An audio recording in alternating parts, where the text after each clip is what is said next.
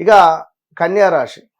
కన్యా రాశి వారికి last 2 years 2.5 years నుండి కూడా హెల్త్ రిలేటెడ్, స్టమక్ రిలేటెడ్ కానీ కొంత ఇబ్బందికరమైనటువంటి సంఘటనలు 100% పొంచి ఉన్నవి. పాపం ఎదుర్కొన్నారు.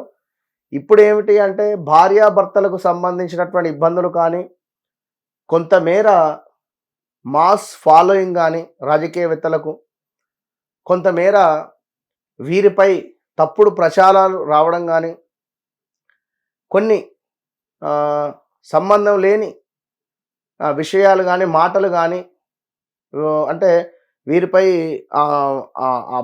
ఆమోదించడం కానీ, అంటే ఎదుటి వ్యక్తి వీరి గురించి తప్పుగా చెప్పడం.